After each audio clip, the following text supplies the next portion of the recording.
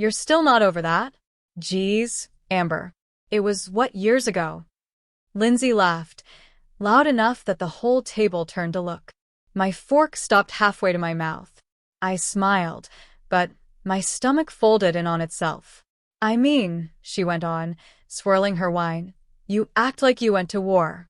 It was just a breakup. Just a breakup. I glanced at the others, Derek, my cousin, my Aunt Melanie, even Mom. Not one of them said a word. Derek chuckled. Mom shifted uncomfortably. No one looked me in the eye. I held my breath, swallowed the lump rising in my throat. Excuse me, I said softly, pushing back my chair. My heels clicked as I walked away from that dinner table like it was a crime scene. They went right back to talking, laughing, as if I hadn't just left a piece of myself behind. When I was 11, I learned how to cry without making a sound.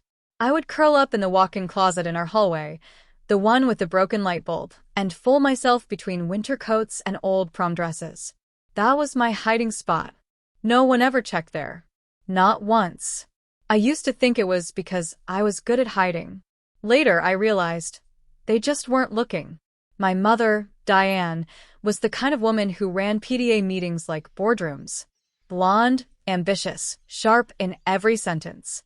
She once told me I was emotionally high maintenance because I didn't want to go to cheer camp after Dad left. You need to toughen up, Amber, she'd say. Life isn't a spa day.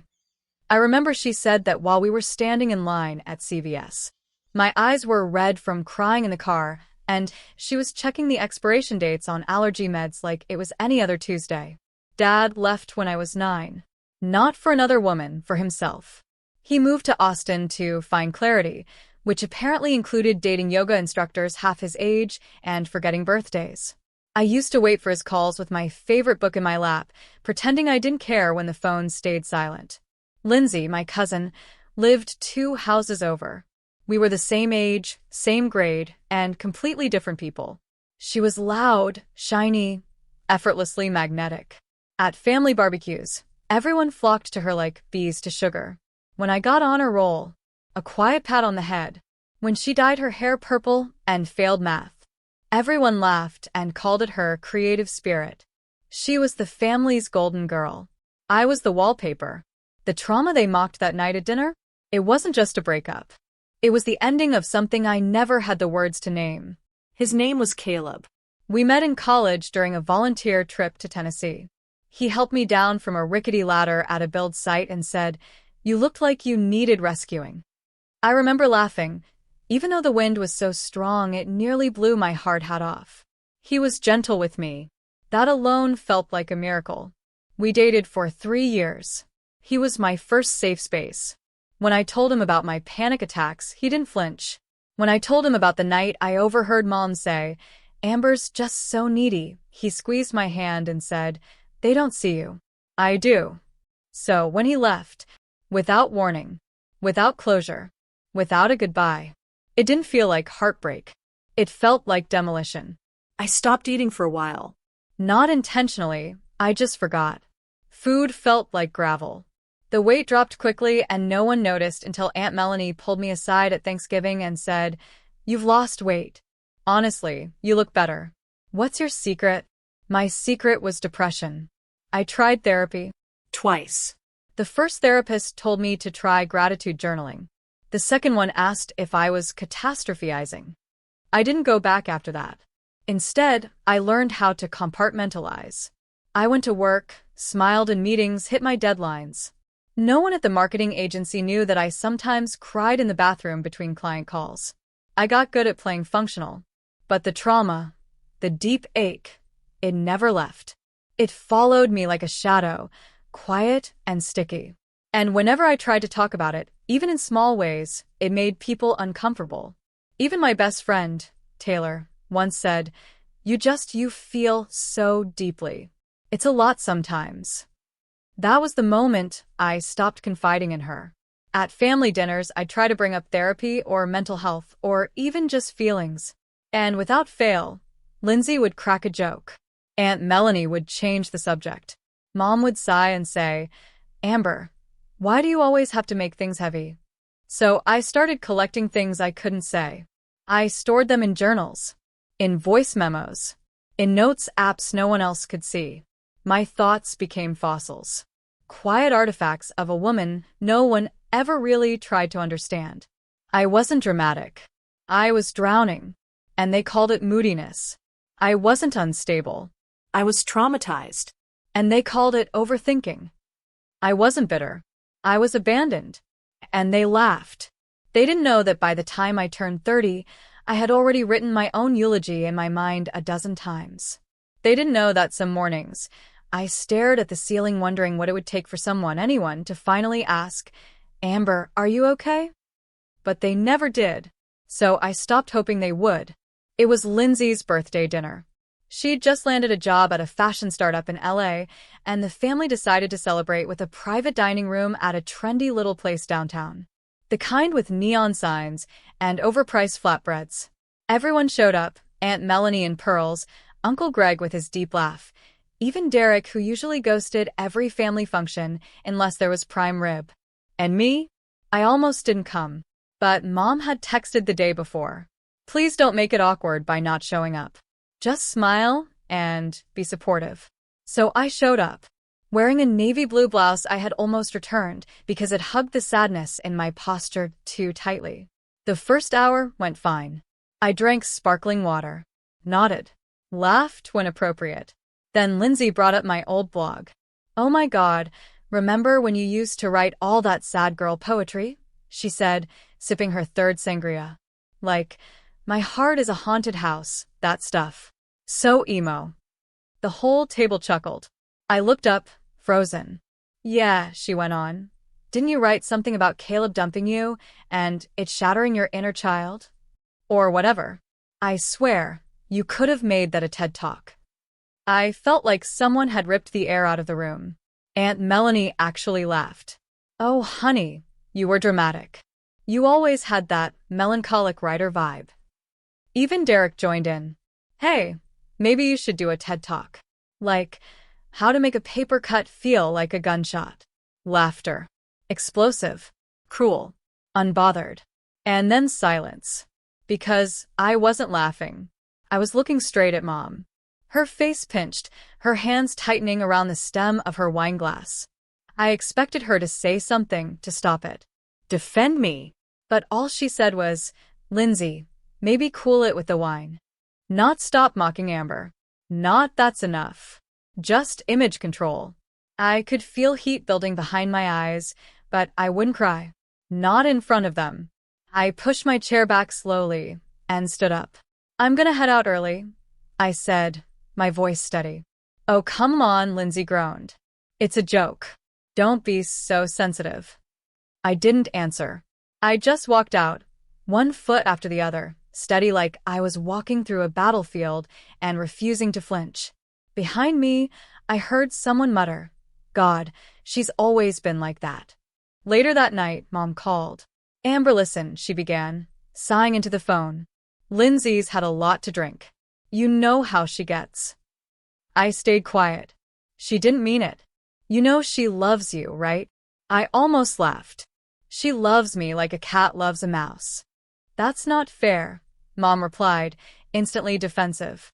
"She joked about my trauma in front of everyone and you all laughed. It's not like that. You're twisting things." And there it was, the familiar script, the shifting of blame, the suggestion that my pain was a translation error.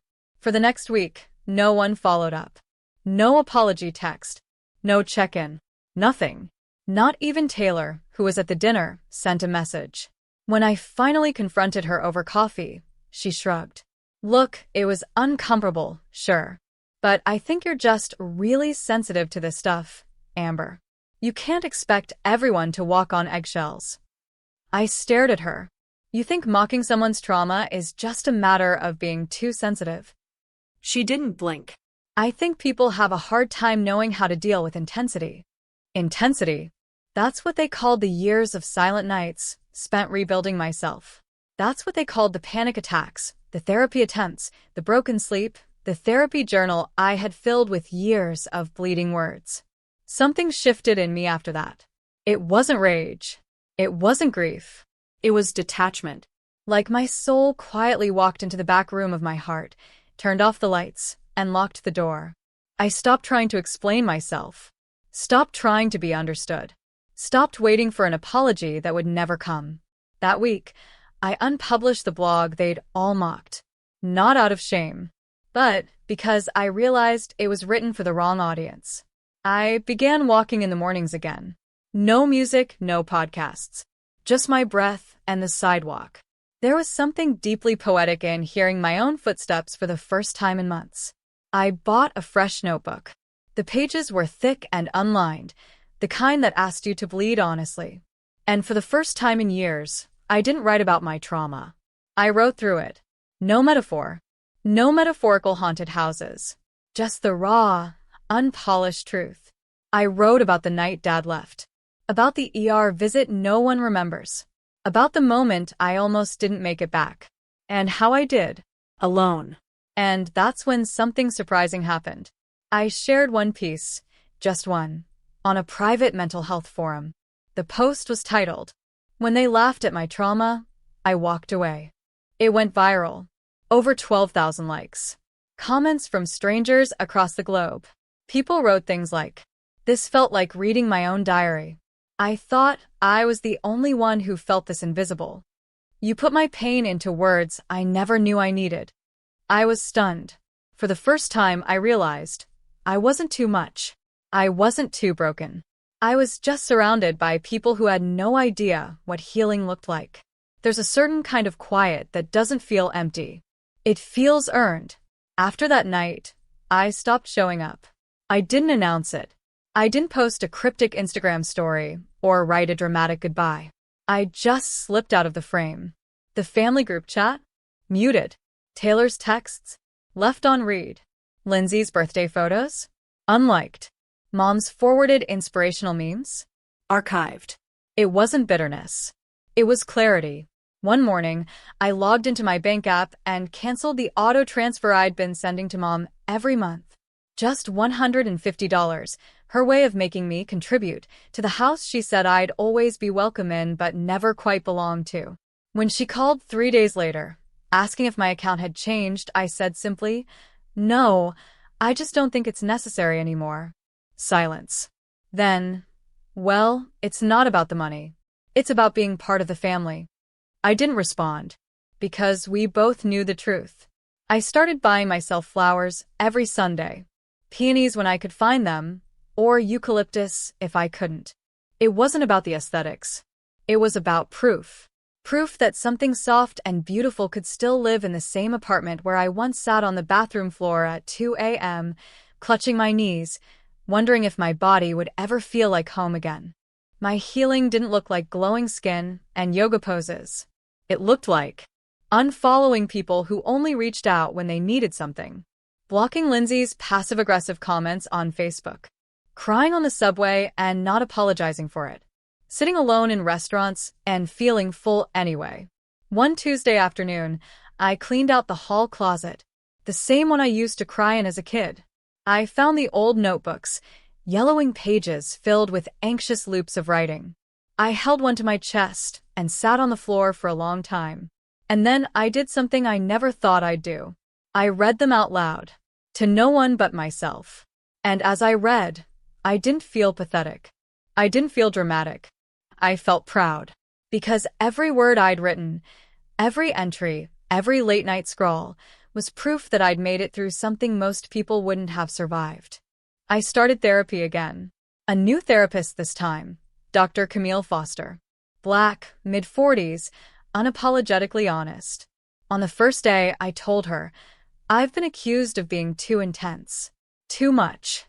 She smiled softly and said, "That's code for you make people uncomfortable with your truth." I cried for the full 50 minutes. Not because I was broken, but because I finally felt seen. I stopped adjusting my story to make others feel better. I started telling it exactly how it was raw, flawed mine.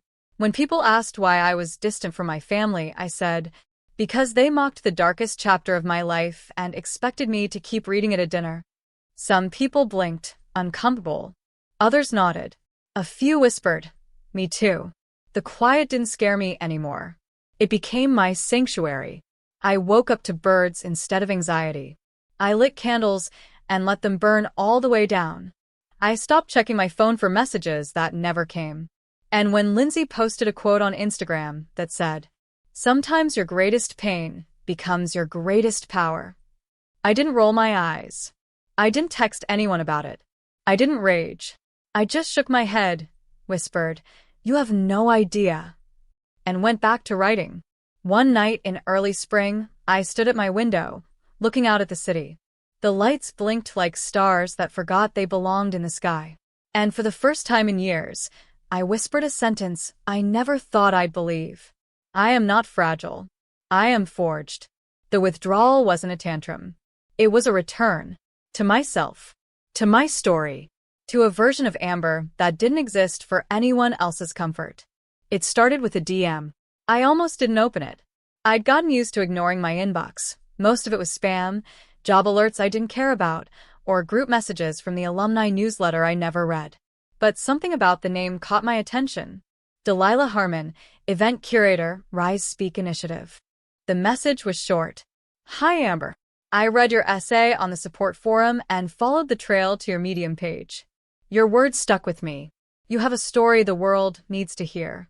Have you ever considered sharing it in front of an audience?" Delilah. I stared at it for a long time. My first thought wasn't excitement. It was, this must be a mistake. I clicked on her profile. Delilah Harmon was real. TEDx speaker, trauma-informed speaker coach, host of a podcast called Soft Power. I even found a YouTube video of her talking about resilience after surviving domestic violence. She wasn't a troll. She was me, a few steps ahead. Still, I hesitated. I hadn't spoken publicly about my story. Not outside safe little corners of the internet. And definitely not in front of a live audience. But something inside me, that quiet voice I'd been rebuilding piece by piece, whispered, "Maybe it's time." I replied the next day. "Hi Delilah. Thank you for reaching out. I've never spoken on a stage, but I've thought about it. I always told myself my voice didn't belong in rooms like that. Maybe I was wrong. I'd love to talk." Amber. We had our first Zoom call a week later. Delilah had curly silver hair and the kind of calm energy that made you want to tell her things you hadn't told your therapist. She didn't talk like a coach. She talked like a lighthouse. She said, "You don't need to be polished. You just need to be true." I told her my fear that I'd be mocked again, that someone in the audience would roll their eyes the way Lindsay did. Delilah looked straight into the camera and said, "Amber, your story isn't embarrassing. What they did to you is." She invited me to speak at a local event, a partnership between Rise Speak and a regional mental health nonprofit. Nothing massive. Just 40 chairs in a converted warehouse space. String lights. Folding chairs. A microphone on a wooden crate. But to me, it felt like Madison Square Garden. I spent 2 weeks preparing. Wrote everything out. Rewrote it. Cut parts. Added others. Practiced in the mirror. Practiced pacing in my bedroom. Practiced with my eyes closed. Delilah checked in regularly. "Don't memorize. Remember," she'd say. "You're not delivering data. You're delivering truth." The night of the event, I stood backstage in black jeans, a soft gray sweater, and trembling hands. Delilah squeezed my shoulder. "No one can take this moment from you." They called my name. And I walked out, slowly, heart pounding, mouth dry. The mic stand came up to my chin. I adjusted it. "Hi," I said, voice thin. Deep breath. "My name is Amber Walker. And for most of my life, I believed that pain was something to hide. Or worse, something to be ashamed of." I told the story. Not all of it. Just the truth that mattered. About growing up unseen. About the trauma that wasn't taken seriously. About the dinner where my pain became a punchline. About the silence that followed. And the slow, sacred reclamation of my voice. I didn't cry, but 3 people in the front row did. And when I finished, there was a pause. A beat. Then thunderous applause. The kind that shakes something inside you that's been asleep. Afterward, a young woman, maybe 22, wearing a college hoodie and biting her lip nervously, came up to me. She said, "I just want to thank you. When you talked about not being believed, that was me." No one ever said it out loud like that before. She pressed a folded note into my hand. I found it later, tucked in my coat pocket. It read, "You said what I've been carrying for years. I thought I was weak. Now I know I'm not alone." That week, Delilah posted a photo from the event on her Instagram. Me, standing at the mic mid-sentence, with the caption, "This is what it looks like when a woman takes her story back from the people who tried to steal it. Hashtag soft power, hashtag rise speak, hashtag Amberwalker." And suddenly things started shifting. My inbox filled with messages, DMs, comments, emails from people I'd never met. "I showed your talk to my little sister. You gave me language for things I've buried. You made me feel human again." People were tagging me. Quoting me, sharing my lines like gospel. I had become, without trying, the thing I needed years ago. Proof that survival can be poetic. And then came the most unexpected twist of all. A message from someone I hadn't spoken to in over a year. "Hey Amber, this might sound random, but I just saw a clip of you on Instagram. I had no idea you were doing this. I'm proud of you." It was from Becca Harper, my old creative writing professor from college. She was the first adult who ever told me I had a gift. She once circled a paragraph in my short story and wrote, "This sentence cut me open in the best way." We set up a Zoom call. She was grayer now, but her eyes were the same. Warm. Knowing. "I saw you speak," she said. "Amber, you were magnificent. They tried to silence you, and you turned the silence into a symphony." That phrase stuck with me. A symphony. Because for so long, I thought my voice was a violin with broken strings. But someone outside the family, someone untainted by their version of me, saw the truth. And once someone truly sees you, it's impossible to go back to invisibility. It started with a Facebook friend request from Aunt Melanie. I stared at it for a good 10 minutes, sipping my tea like it might help make sense of the sudden digital outreach. This woman hadn't messaged me once during my lowest points. She'd watched me unravel quietly and stayed silent. And now, weeks after the TEDx talk that unexpectedly went viral, she wanted to be part of my circle again. I didn't accept. The message followed 2 days later. "Amber, I watched your talk. You were so brave. We're all so proud. Let's catch up soon?" I rolled my eyes. Then came the group text. Somehow, someone had revived the old family thread we used to use for Thanksgiving logistics. Derek, "Hey Amber. Huge congrats on the TED thing. That was powerful." Aunt Melanie, "Let's plan a family dinner soon. Maybe something at my place?" Amber, "We'd love to celebrate you." Mom, "Everyone's talking about your talk, sweetheart. I wish your grandma had seen it. She would have cried." It was surreal. The same people who once minimized my pain were now trying to center themselves in my healing. They wanted in not on my trauma, but on the success it generated. And suddenly, my phone felt like it was vibrating out of guilt. The requests kept coming. Lindsay, yes, that Lindsay emailed me directly. Subject, "Wow. Amber. Amber, I saw your TEDx talk through a LinkedIn share. I honestly had no idea you were dealing with all of that. I feel terrible for anything I said that may have hurt you. Sometimes people don't realize how their words land. You've become so poised and strong. I'd love to reconnect if you're open to it." Poised and strong. Like this was a pageant. I didn't reply. The damage control campaign was now full-blown. My mother showed up at my apartment one Sunday, holding a casserole and visibly rehearsing some script in her head. "I just want to talk," she said. I let her in. She looked around like she hadn't been there in years, because she hadn't. My mom had retreated after my breakdown, not out of cruelty, but cowardice. She'd never known how to hold space for me. Only expectations. "You looked so beautiful on stage," she began. "And articulate. You didn't stutter once." "Thanks, Mom." "I didn't realize it all hurt you that much," she whispered. "When you said about the Thanksgiving dinner, that was about us, wasn't it?" I didn't say anything. She took a shaky breath. "I guess I thought you'd moved on. You always looked so together." I didn't know what to say.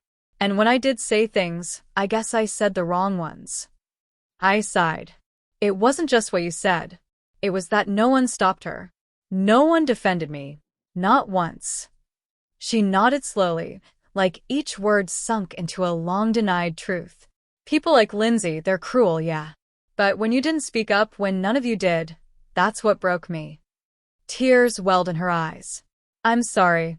It was the first time I'd heard that from her. And oddly, it didn't feel as satisfying as I'd once imagined. It felt late, like apologizing after you've burned the house down and rebuilt your own somewhere else. Later that week, Derek invited me to his podcast. Yes, he had a podcast. Suddenly, my trauma was good for his content. Hey, cuz, he texted. Would love to have you on the pod. We're doing a series on mental health and personal growth. You'd be a perfect guest after your TEDx. I stared at my phone and laughed. This was the same guy who once said, Amber's just being dramatic, when I cried during a family reunion. Now he wanted to feature me like a shiny object that proved his evolution as a woke male voice. I texted back one word. No. Even strangers from the extended family circle reached out. Cousins I hadn't spoken to in years were suddenly reposting my talk on Instagram stories. They added captions like, so proud to be related to this queen, or mental health matters. Amber's story is important. It was disorienting. Because when I was on the bathroom floor at 23, hyperventilating through panic attacks, none of them had shown up. Not with a text. Not with a call. Not even with an emoji. Now, they wanted to be part of the redemption arc because it looked good. A week later, I was invited to speak at a local community college. It wasn't glamorous, but it was real. The room was filled with students, many of them first generation, struggling with invisible burdens.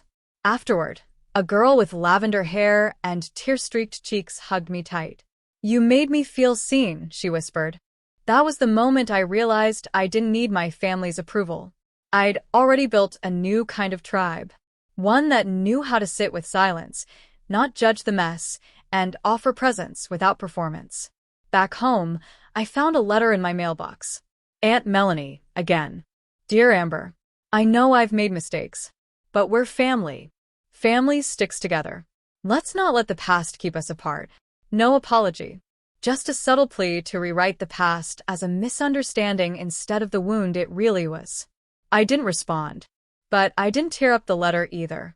I slid it into a box labeled unsent letters. A private vault of all the words people only learn to say when cameras, audiences, and TED logos were involved. They tried. They squirmed. They reached. But I didn't bite. Because when your pain becomes public and your healing becomes powerful, people scramble to avoid being the villain in your story, even if they were. And some of them will even try to rewrite their roles, just so they can say they were always rooting for you. But I know the truth. And the mic? It's mine now. The TEDx talk ended with a standing ovation. But oddly, the applause wasn't the part that stuck with me. It wasn't the lights or the cameras or the crisp microphone that made me feel seen. It was what happened after. Quiet. Simple. Yet unforgettable. I was packing up my things backstage, slipping the index cards I hadn't needed back into my bag, when someone cleared their throat behind me. I turned to see a woman in her late 60s. Petite, wiry, with eyes so blue they looked unreal. She was clutching a tissue in one hand and a faded leather notebook in the other. She looked like she'd cried through the whole thing. Are you Amber? She asked softly. I nodded. She stepped closer, her voice quivering. You don't know me. My name's Evelyn. But I needed to tell you what you just did saved a part of me. I blinked. What? I lost my daughter 10 years ago, she said, barely above a whisper. She was troubled. Always felt like no one understood her. She was a lot like you. She wrote poems in the margins of her textbooks, journaled everything. But she never made it to the place you made it to. She didn't get a microphone. She didn't get applause. She only ever got dismissed. I felt something inside me shift. Like a hinge I didn't know was rusted finally moving. Evelyn took a breath. But hearing you up there, it was like hearing her finally say all the things she couldn't. Thank you. She reached into her bag and handed me the notebook. These were hers. I kept them for 10 years, waiting to know what to do with them. I think she'd want you to have them. I held the notebook, its leather soft with age, the edges worn from love. My throat tightened. I don't know what to say. You already did, she smiled. On that stage. When Evelyn left, I sat in the corner, away from the crew, the stagehands, the flashing lights. I opened the notebook. Page after page, her daughter had written about being misunderstood, about how fake smiles felt like betrayal, about family dinners that left her lonelier than her own bedroom, about longing for a single moment where someone looked at her and didn't flinch at her truth. I wept. I let myself cry in a way I hadn't in years. Not from pain, but from recognition. Later that evening, I received an email from a therapist in Michigan. She had watched my talk. Apparently it had already been clipped and uploaded by one of the event staff. Her message read, "Amber, I'm a trauma therapist. I've worked with survivors for over 15 years. Your talk will become required viewing in my practice. It gives language to things most of my clients don't know how to say. Thank you for showing the world how survival isn't always loud. Sometimes, it's just a woman reclaiming her voice." I stared at the screen until the letters blurred. And then came the one that caught me most off guard. A LinkedIn message. From Mr. Yates, my old literature teacher. "Amber, I watched your TEDx talk this morning. I wanted to apologize. I didn't realize back then what you were carrying. I thought your silence in class meant you weren't engaged. But now I see it was strength. I hope you'll forgive my blindness, and know that I'm proud to have once taught you. You were never just a student. You were a writer waiting to be heard." I smiled through tears. No fanfare. No headlines. But this was the kind of validation I'd always longed for. Not to be famous. Just to be understood. Weeks later, I returned to that same park bench I used to sit on in high school. The one near the fountain where I used to journal between classes and try to disappear. Only this time, I brought a coffee, sat tall, and read from Evelyn's daughter's notebook. Out loud. A woman walking her dog stopped and listened. A teen girl on a skateboard circled back and sat nearby. A man in a business suit paused, smiled, and stayed a moment longer than expected. I wasn't famous, but I was heard. If you had told me years ago that I'd one day stand on a stage and speak my truth, let alone be applauded for it, I would have laughed. Not out of arrogance, but disbelief. Because for so long, I believed what they told me. That I was the problem. That I was ungrateful. That I didn't belong in the family. But the truth is, when people are afraid of your light, they'll do anything to dim it. Even if they're your blood. Especially if they're your blood. And so, I want to say this. To you, who may be watching this from a place of silence, of invisibility, of aching loneliness. You are not hard to love. You are not too much. You are not too broken. You are simply too aware for people who never learned how to sit with their own darkness. There's something sacred about surviving what was meant to crush you. Something holy about turning abandonment into a microphone and gaslighting into a spotlight. My family didn't just lock me out of a house. They tried to lock me out of my own worth. They tried to keep me from inheriting myself. But what they didn't understand was that some of us don't need keys to come home. We build our own doors.